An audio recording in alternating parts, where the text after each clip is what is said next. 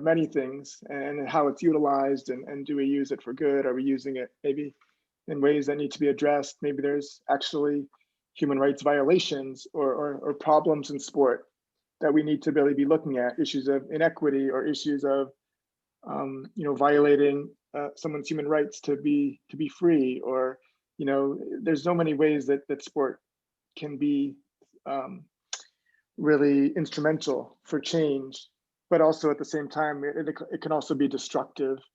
And I guess one of the things that I think a lot about as we're talking about the hip hop community and the arts community and the issue of expression, particularly as it relates to human rights activism, and I would love to kind of have Sally share her story and the work around human rights, particularly with the Iranian wrestler and everything like that as a really example. But I do think that in these broader human rights campaigns of issues of equity and inclusion, there is this opportunity for how are these campaigns, these sport and human rights campaigns, how are they really creative? How are they using music? How are they using the arts? How are they using hip hop? How are these communities coming together to actually express these concerns and these problems? Because I think the power of sport and music and arts and hip hop coming together can really be transformational. Because I do feel like sometimes the sport and human rights campaigns, they can even be more and more powerful, but they have to be creative. They have to use music. They have to use the arts. They have to be innovative. And there's so many human rights issues and problems and violations in sport that we have to be honest and open about. But I'd love for Sally to share a little bit of the campaign and the human rights work, and really, there's now a new international center of sport and human rights. There's a lot of momentum in the sport and human rights field. The United Nations Human Rights Department division is now looking at sport. So there's many things happening, but I think maybe Sally, if you would be willing to share a little bit and kind of talk about the campaign, it would be wonderful if you're willing to do that. Yeah, sure. So about 6 months ago, there was an Iranian wrestler who was slated to be executed because he participated in peaceful anti-government protests against the Iranian clerical regime. When he got rolled up with everyone else, he actually got sentenced to death. They alleged that he had killed someone. Well, in fact, that wasn't the case. What was the case was that this wrestler, Navid Afkari, was a reflection of the working class. He was a reflection of the majority of people that were oppressed, without resources, without food. They were not able to support themselves or their families. And he made a very simple plea for help. Because of the way that it works in Iran, no one was able to truly support him, because if they would have used their voice and spoken out, they would have also been arrested and most likely sentenced to death. So in that moment, we as athletes get to determine who we are and what are we made of. And I looked at this situation and said, I am the CEO of Wrestle Like a Girl. He's not a girl, but we sit at the intersection of wrestling, gender equality, and human rights. And if this was my athlete, if they're trying to reach out, they cannot, then the onus is on us to be able to reach in. And that's exactly what I did. I reached in and I pulled my brother up, and I made a very global campaign that involved 22 international human rights and sports organizations, where we all banded together with the same message, which was to save Navid Afkari from execution. And because we all had the same campaign, we all had a platform, we all had different spheres of influence, there was multiple avenues of approach for the government to hear us. Unfortunately, Navid Afkari was in fact executed. But what was inspiring from all of this was that we recognized the voice of the affected athlete is one of the most powerful voices that can exist on this planet. And when we as athletes can look at our influence and say, I want to be a vehicle and a mechanism for good, and we band together and we maintain our strength and our unity, we're able to change policies. We were not able to save the life of Navid Afkari, but we were able for all athletes around the globe to recognize what makes Sally special is nothing that you would think. It was that she had the bravery and the audacity to stand up in a space where people were being targeted and being killed. And I thought, and I hope that people hear this, if I, Sally, a white girl that lives in the United States that has so much privilege and so much grace to be able to go out and do things. If they're sending me death threats, imagine what's happening to athletes from around the globe. And that is what I want people to recognize, which is we have a voice, we have a platform, we have an ability. We have to work together, because that is how we're going to be able to change lives, save lives, but even more importantly, start to change the direction of sport, where it's no longer a mechanism for 1 to 10 people to make millions of dollars, but it's a way for us to bring about social change, leverage social good, and bring unity and collaboration in a space where before we would see each other as potential um, competitors. And in this space, we are collaborators, and together we're going to be able to make changes. On the wrestling mat, when we were getting ready to compete, we would say, to the death. And then we would say, as soon as we walk off, we are friends. And it's the same on the basketball field. It's the same on the basketball court. It's the same on the soccer field. When we're out there competing, we want to have grit and tenacity and firepower. And when we step off that field, we want to be able to be friends and have unity. And when there is a call for action, we need everyone to get on board, because your voice is critical. The medals around our necks, they don't define us. They don't tell us who we are. They show us what it is that we're capable of. And it's up to us to continue to leverage that and improve the world around us. And I also just think that, to me, one of the things that is really interesting to me is about human rights is about doing good in the world. Human rights is about making the world better. And so to me, like, it seems like, why aren't we leaning in to human rights? To me, why aren't we, instead of, oftentimes people take a step back when they hear the word human rights and in sports, but I feel like this is an opportunity to actually lean in. So I think really commending Sally, but all the others around the world, all the other organizations, it was just amazing. But it was an example of what can be done. But this notion of how do we lean in to this, I think, is really important. You bring up a good point, because human rights should be in our vocabulary as everyday language, but in fact, I've found that I have to be very conscientious where I use that word, because it could be a rallying cry for someone else where they don't see it as a good, positive, affirming word. They're seeing it as a way that's going to reduce their revenue, potentially to pull away sponsors, inhibit participation of events. And so I've actually had to learn that human rights, it's not a global positive word, and it should be. Who doesn't want their rights as a human to be recognized and acknowledged? We all should, but those were the challenges. So even I had to look at this and say, if I speak on this platform and I speak on behalf of my brother, Navid Afkari, I knew that I was going to have 3 sponsors pull out from our organization. And that was a choice that I made. And I made it willingly, because if they didn't want to support the good and necessary work that we were doing, then we did not have value alignment, and we could find other people. That's deep. That's deep. I think so many of us on this call, especially, I think, first of all, like, wow.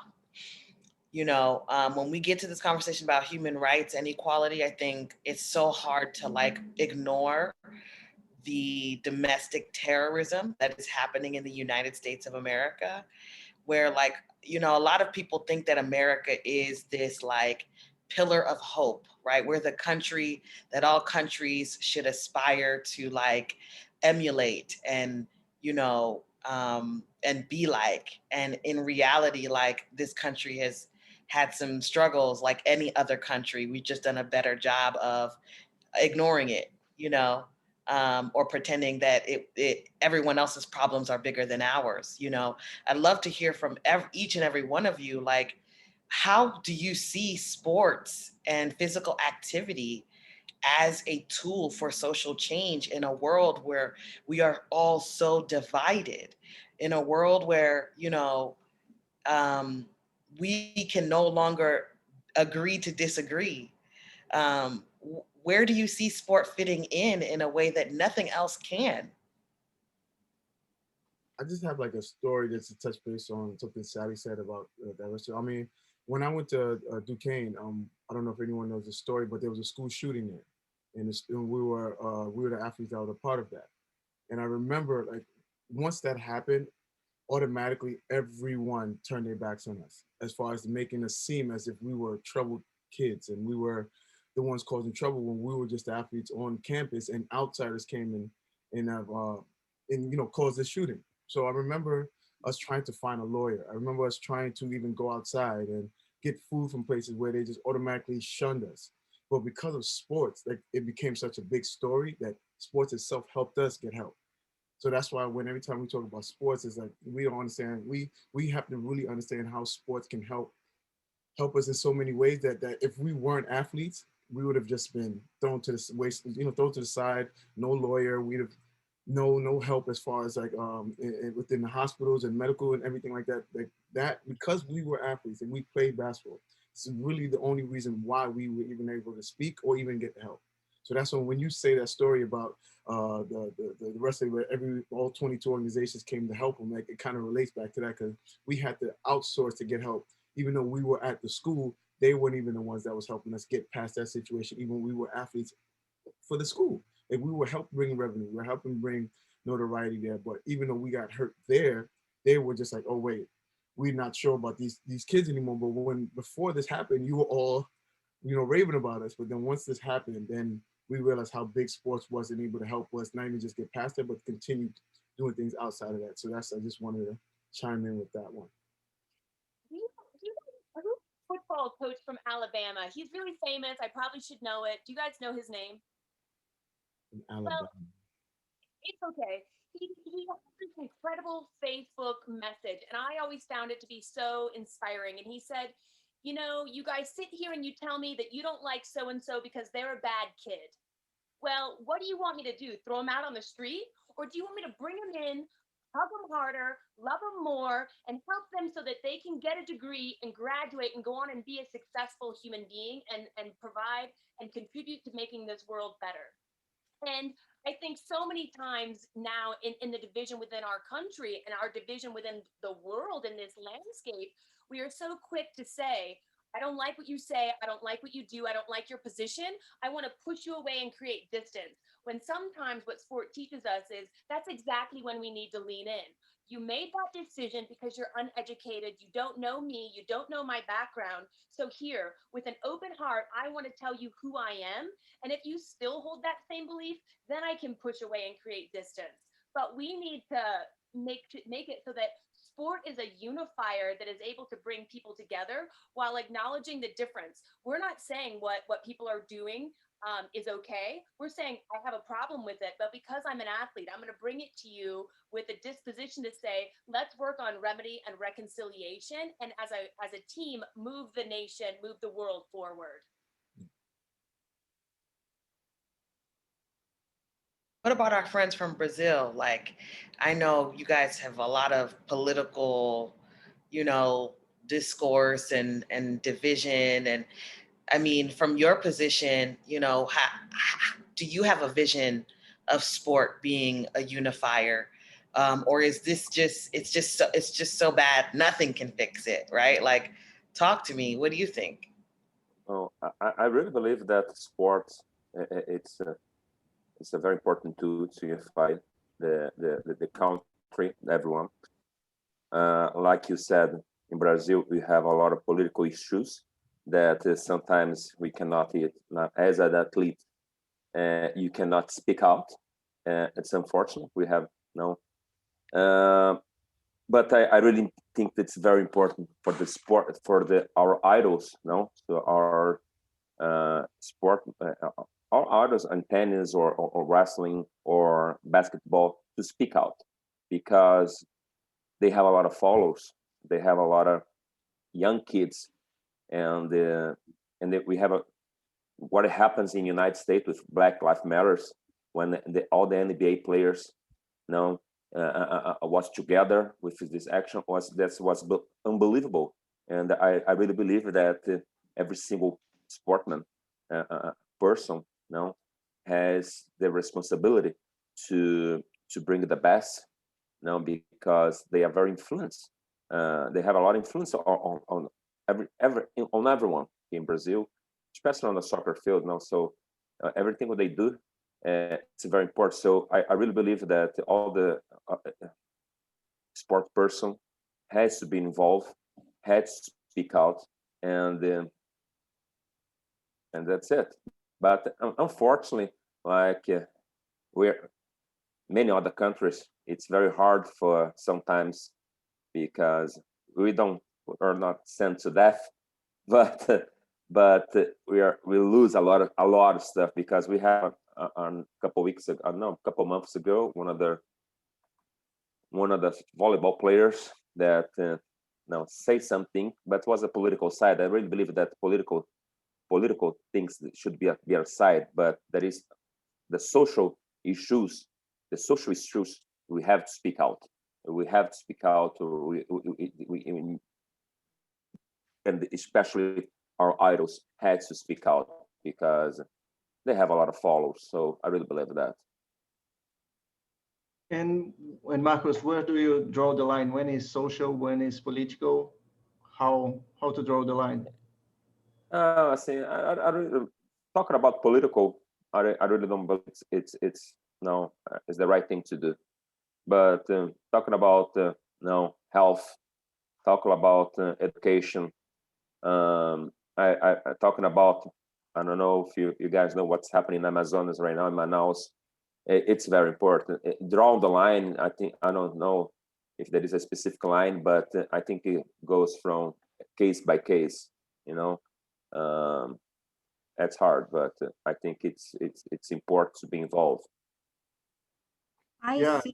I see that. Sorry, Gabriel. Okay. No, I see that in Brazil, of course, it's the sport is the most accessible thing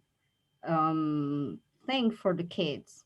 That's why I think yes, unit people, because like in the communities, the kids, they don't have activities, and you have to look for something that call their attention, and the sports, of course, it's far the easiest thing that you can catch them, and bring them to a social project. That's why I think sport is important to be in in social projects to bring these kids to something, to some to do something in their lives.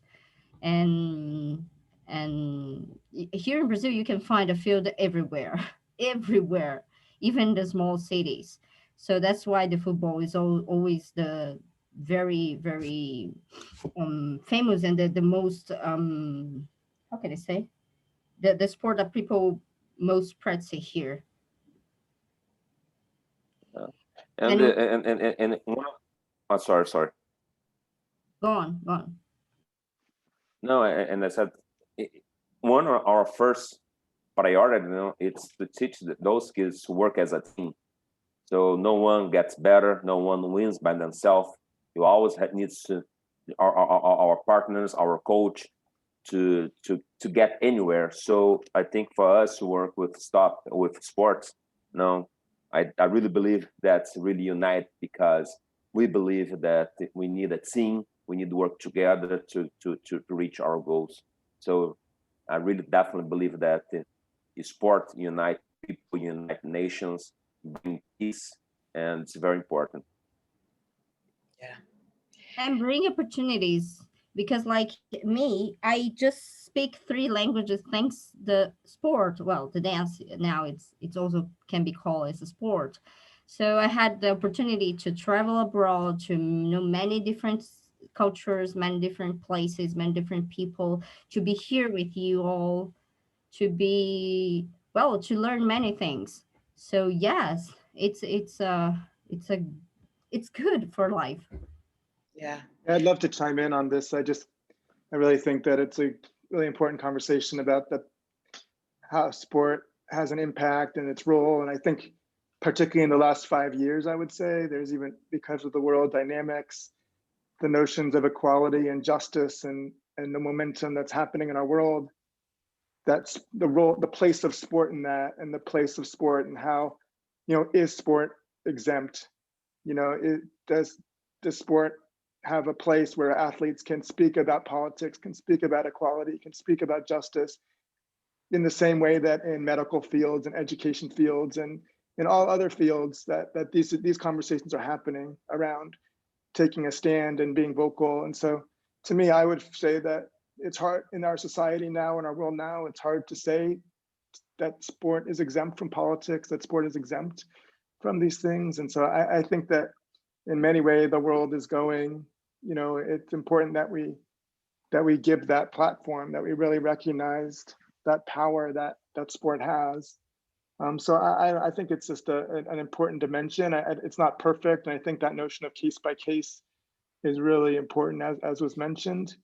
But I do think that the dynamics of the last 5 years, what we're seeing in the streets of the world, racial justice, gender equality, disability inclusion, all these movements, all these social movements that are happening in the world that are both within sport and outside of sport, I think it's creating dynamics that are leading to these kind of conversations. So, when I'm teaching, across the world on these are oftentimes really exciting, interesting conversations. But it's really dynamic and changing, even month to month, year to year. But I think to be on the forefront, to stay on the forefront, and to have these kind of call to actions and to these kind of communities of collaboration, I think it's just really exciting and important. That platform, that we really recognize that power that sport has. So I think it's just to have these kind of call to actions and to these kind of communities of collaboration. I think it's just really exciting and important. Can you mute? We really recognize I don't know where that's coming from. So I think It happened to me too, so I don't know. I was just going to ask a quick follow-up to Batouly, actually, because I did want to add to that point. I know you have a strong understanding of this. Yeah, absolutely. And I'm actually I'm working on a presentation right now that just talks about sport. And what I've come to realize, and I think we all know, is I think sport has always been the place for it. I think sport has had no boundaries. When we look at the Muhammad Ali's of the world, when we look at the Nelson Mandelas, when we look at how sport has transformed lives on an international scale and historically, what is sport? Sport is revolutionary in every sense of the word. To say that I'm going to play when, despite when you first started playing sports, you're like, our body doesn't move that way. So revolutionary in every sense of the word. And so for us at Wake, it's a place for girls to reclaim their body. And I think that's so important what Sally said, to say, this may have been done to me, but this is mine and this is how I reclaim my power. And for us, we do preach teamwork, but I've come to realize through building kind of so what I love about sport, right? Obviously the unifier, it lets you ease into conversations. And I don't think we can say sport is not political when at every game you go to, there's politics. You don't see mayors throw the first pitch in any other country. This is sport. We cannot talk about politics without talking about sport. From the banners, from those who are sponsors, from the uniforms we wear, from every single aspect of that. We probably won't get into that, but I don't think we can talk about it without it.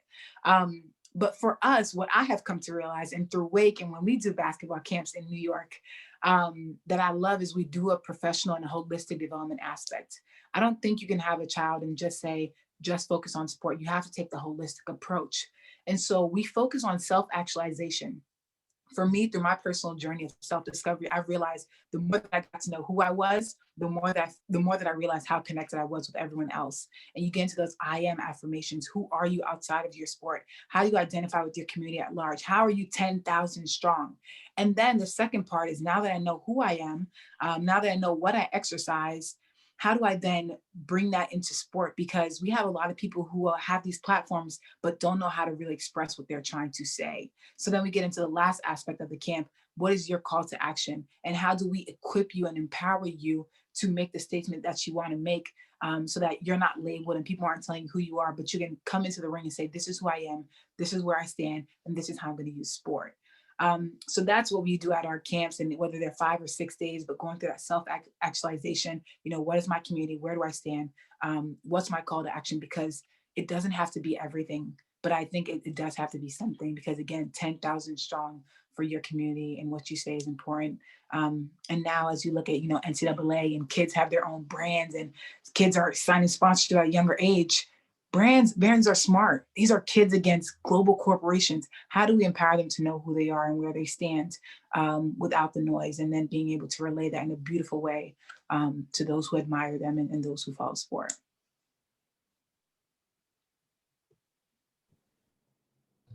Yeah, I think that it's something that they're speaking and makes us all think. I think that the silence speaks for itself. And just we are now going like What's the silence? everybody thinking about it. Yeah, it was really strong and important, and like we have to digest. Very powerful, very powerful. Yeah, very powerful, and but one thing, we're getting closer to the end of our time. So we would like first, we have a couple of quick questions from the audience. Kojo, Apolonia from Venezuela was asking you why and how you decided to play the Latin American circuit on basketball. How?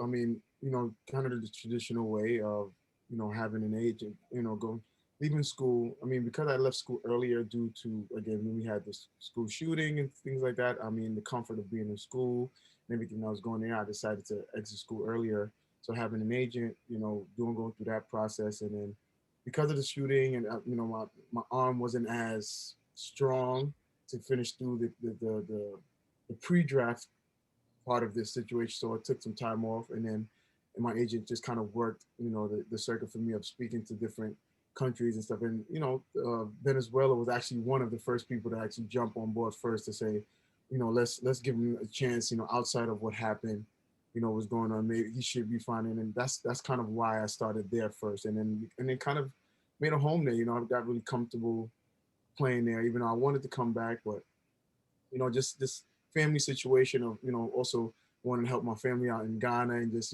financially what made sense. So I just kind of went with that. And it gave me a sense of comfortability for that, along with, wanting to segue into different things in life. So that's kind of why I went that path right away. That's nice.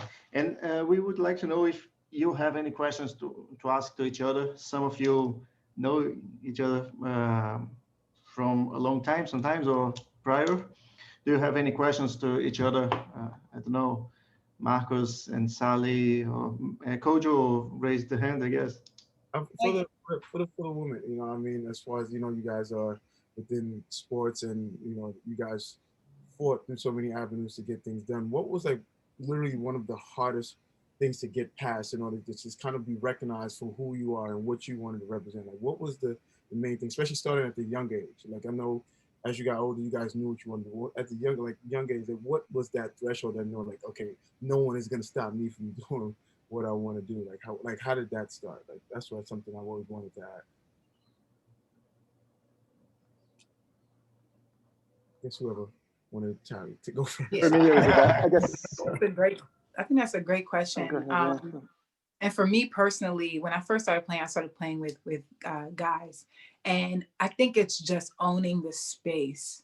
It felt like at a young age, I can still feel the stress. That's like, I'm 24 now, but I can still feel the stress when I was 12. Like the day to day, to just show up in a space that didn't feel like you weren't on the poster boards.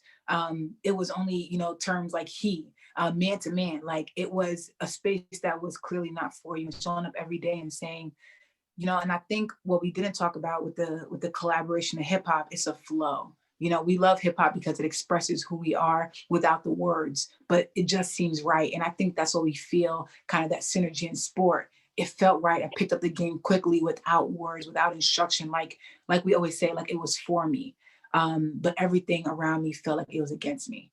And so whether that was, family or culture or different things, it was just being able to say, this is a space where I feel the most zen, where I'm in rhythm, where this is, that beat that I'm dancing to, and this is where I want to be.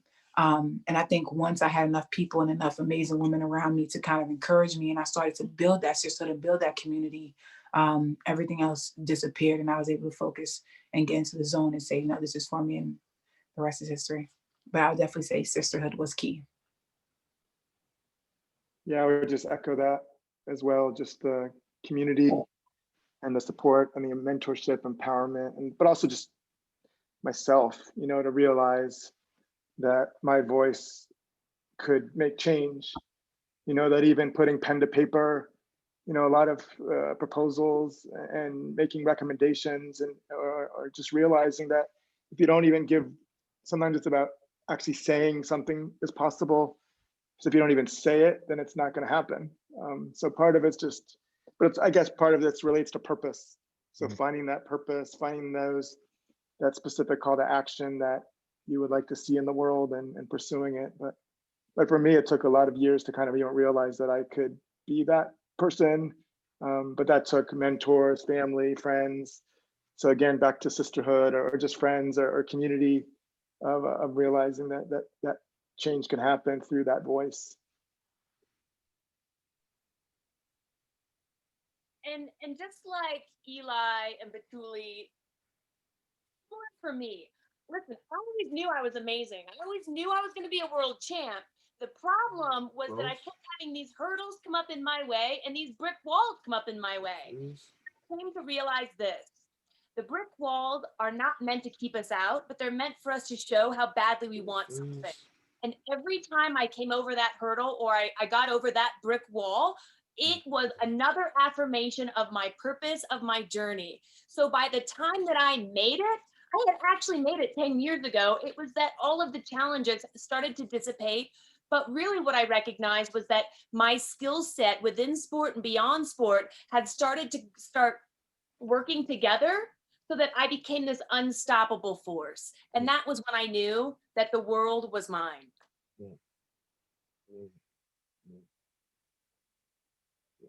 Yeah. I know it's like, it just seemed like within like the sports or whatever field you guys want to go into, it just seemed like you have to be, it's not just being as good, but you feel like you have to be better than them just so you can be a part of what was going on. So that always played into my mind and made me ask. Yeah, you had mentioned something in the chat on Facebook, and I think people would love to hear your answer about this live. I think it's very close to this conversation too, but this idea that, you know, how does the basic principles of culture affect breakdance being converted into an Olympic sport? I think there's a bridge between, you know, what Kojo's asking about and what you shared in the chat. Could you just share with us live what your answer was to that?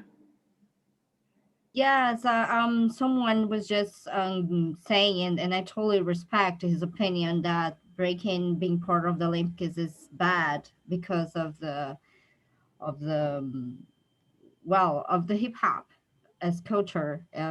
He thinks this is not positive for us, but I answer saying that my opinion that it is not. It's a great opportunity, as I said, because will open doors for us, will bring equality for women, will bring opportunities for kids to have a sponsorship, to have a good place to practice. This is very hard. As a sport, we can ask for a place, for a gymnasium. I don't know how to say. Well, to practice, have a better structure, to have some rights that we don't have it as culture, as dance. So in the sport, we can have a trainer. We can have a some things that is not usual for us as culture, but we'll add it to our practice, which is good. The culture will never be changed. Never. The culture will be always the same. And the only thing is that the ones, which is not everybody, the ones who wants to use the dance, the breaking as a sport, can have other opportunities, have other ways to work. So that's what I think. Yeah.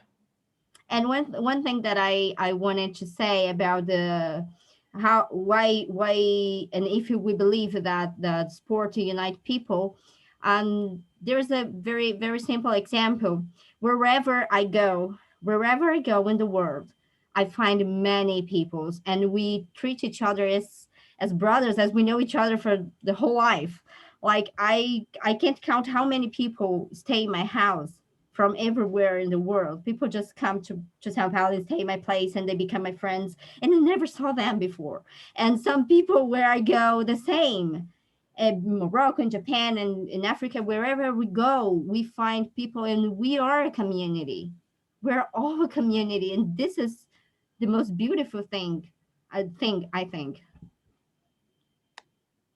Yeah, and I can relate to that as in Paralympic sports, and the sense of community I think is really great on arts, on culture, and sport. And once again, we see those different roads overlapping and finding things in common. So now we are very tight on schedule. And as Batouly and some of you were talking about calls for action, so we wanted to have a small call for action.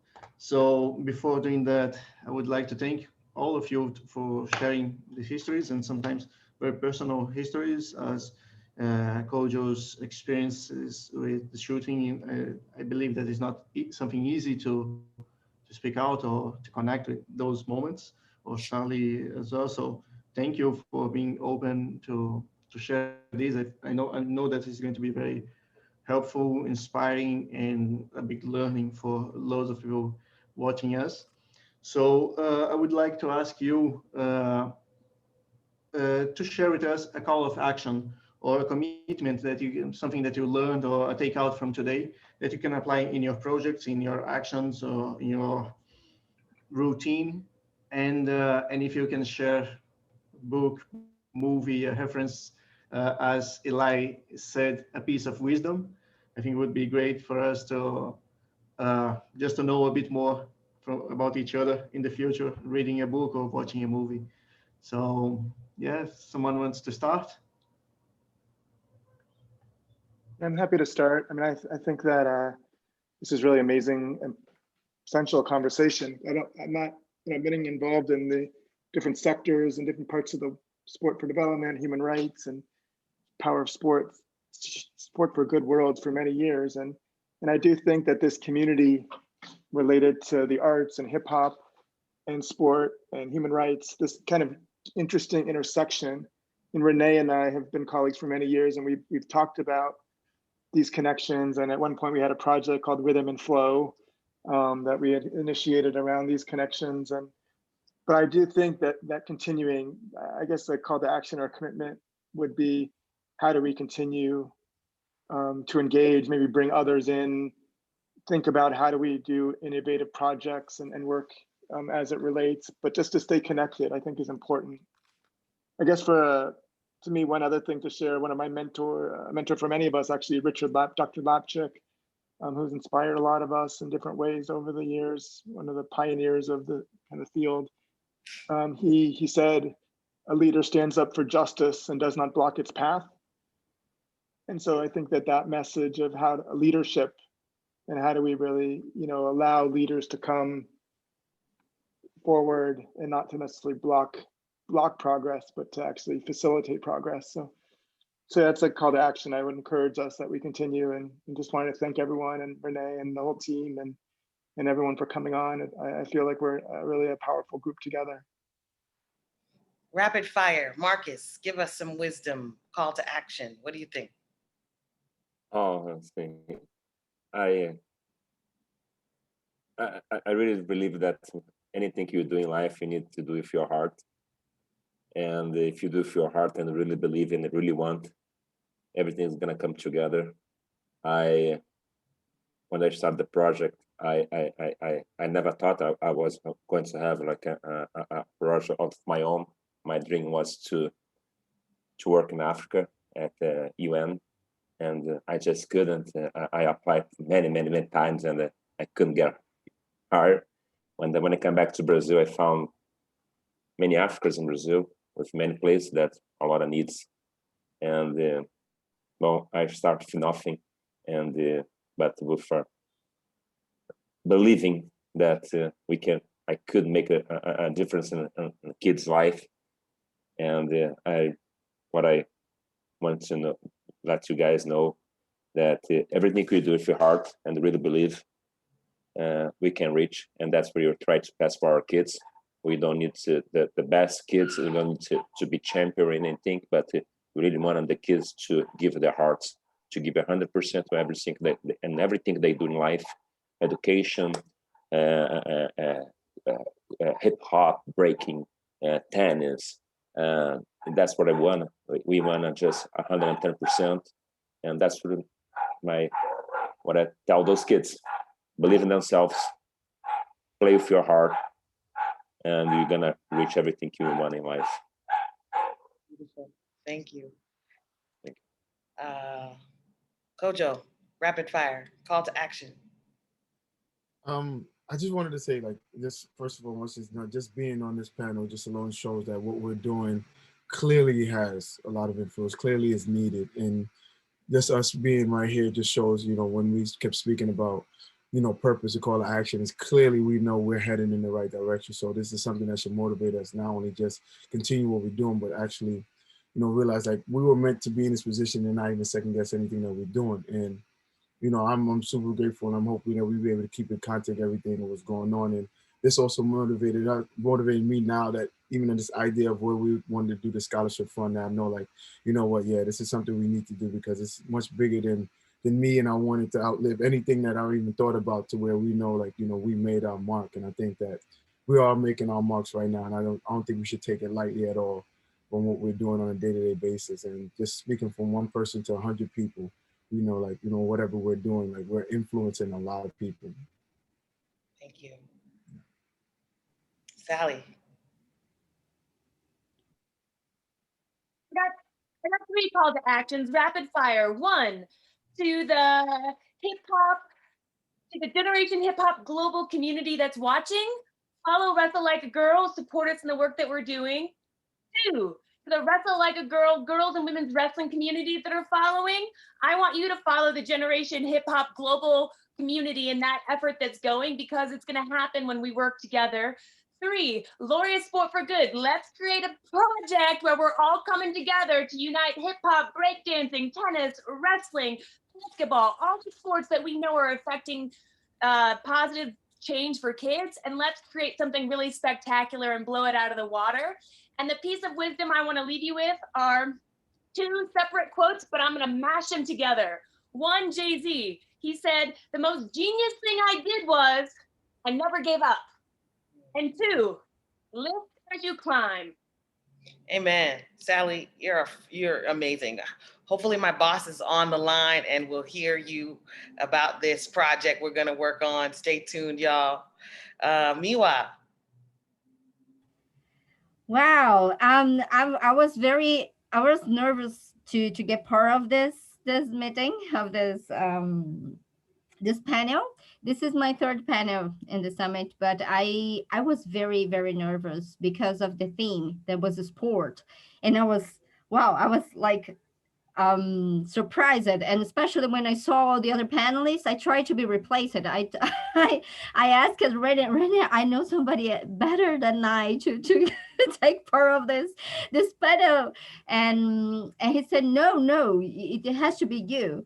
So, and when we started, it was amazing because I saw in their stories and in all what they said, and in their projects especially, that we are all doing the same, but just in different things.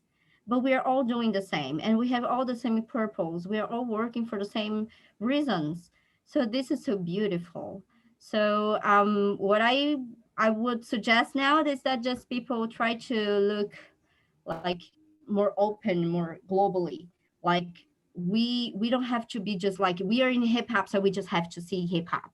We just have to see like the culture, or we have to see everything globally, because we can learn from everything, for everything. And now in this panel, it's amazing, because when it started, I was like, oh my god, what what should I do? And during the conversations, I felt much comfortable, because I saw all of them like the same. We are all the same, doing the same for the same reasons, for a better change to the world. And this is amazing. So this is my call to action, just to try to see things globally. And thank you so much. Thank you so much for the invitation. And it's an honor to be part of this panel with all these amazing people. I became fan of all of you. Yeah. Thank you, Miwa. And finally, last but not least, Batouly, what's your call to action for the world that's listening today? I'll try to be so quick, but I have to thank you, and I have to thank Eli so much. I met Eli last year. I went into his office, and I'm like, I'm trying to do this project, and there's some meetings you go in, and you're just like, am I doing the right things? And there's some meetings you go in, and you feel electrified, and that's how I felt with Eli, and it's been incredible ever since. So I had to. I'll be remiss if I didn't just say my sincerest thank yous to Eli and to you, Pharlone, for all of your time, your light, and your passion. It energizes me. It energizes me, and it keeps me going. And also follow us on Wake. And I will be following Rest Like a Girl on everyone's platform because you all are amazing and have amazing energy. And I'm just so fueled with fire right now. And my call to action would be, when I started this work, I asked myself, would you be willing to fight for change you may not see happen? And I said, yes, this is that kind of work. And whatever ignites your soul, do that. And the first chapter in my book, which everyone should get, Basketball Game on Wake Street, is you have everything you need to win. Sometimes we're so paralyzed by fear. Start where you are, start what you have. Like Marcus said, if you love it and you do it with passion and it's your purpose, everything will flow within alignment. So start with what you have, because deep down you have everything you need to win. And we need it. So that's my call to action. Start now. Thank you. Before I pass it on to our chief, René, I just want to sum up what I think has really been a wonderful time together today. The first thing I think came out of everybody's mouth is that things will never just naturally change or evolve. We have to continue to push and fight forward. If you don't, no one else will. Everyone has to be a part of that process. I also heard something really good about your competitor deserves some respect, right? So we may be different and we may think differently, but I am because you are, right? I need you to be the best that you can be so I can be the best that I can be. And so look at your competitor rather than as an enemy, but as a mirror of yourself, okay? And finally, I heard we got to work together to reach the goals, okay? You can't get there without each other. So, hopefully everybody who's on live right now and is listening can take these calls to action from these subject matter experts from all over the globe and take them with them, and take the themes that I've just pulled out and take them with them. And with that, thank you guys so much. And I'm handing it over to René. Wow. No, thank you, Pharlone. First, I want to do a call to action. And Eli, I say let's do a reset for the rhythm and flow and restart that because it fully aligns to this whole conversation. So, I think let's get that started. And I want to thank everybody. Definitely. Yeah, absolutely. I want to thank everybody who participated, who viewed this. Thank you to all the panelists. Thank you to our wonderful co-moderators, Pharlone and Gabriel. Amazing job. Kudos to you guys. It's keeping the conversation flowing. I mean, I've learned so much. We should have renamed this the Saturday Sports Sermon, because everyone was just preaching today, like just some real wisdom. Like, I really felt like we should have renamed the panel. So, yeah, thank you guys, for really participating in all this. It's been great. I want to give a special thanks to our co-production crew, because there's a lot of work that's done, behind the scenes to make these happen, from Natalie, Raquel, from Global Generation Hip Hop, to Apolonia, Kendra, to our whole, to our whole entire staff that helps out, to our contributing partners from Generation Hip Hop Union, Junior Music Executive, Culture Fix, Hip Hop Loves. Everyone's been doing such a great job with this, so we truly appreciate that. And please follow us on Instagram at GECSUMMIT. That's GECS Summit, spelled out Summit. That's on Instagram. And then from there, we have been tagging and we have bios and everything for the views of everybody who's participated in this today. So please make sure to go on that page, not just to follow us, but we want you to go there to click on and follow all, click and get all the tags, IG tags of everybody, and follow everyone and see all the wonderful work that's being done, because it's truly amazing. Like, it's a truly inspiration to see everyone doing the great work that we're doing here. So, thanks everybody once again here Thanks all our viewers. And our next panel is going to be on February 13th. This is Saturday, second Saturday, and the topic is going to be hip hop and social justice. So it's kind of a little segue into this, and we're actually going to have two sessions. The first session is going to be English, and the second session is going to be in Portuguese. So we're happy to have that and start. It's going to be our first session in Portuguese. So we're expanding globally. So once again, thank you everyone for participating in this. Yes, and God bless everyone. One love, man. Let's all stay together, unified. We know this is how we got to work together to make things better in this world. So let's continue to do that, and let's grow together. Peace. Wonderful.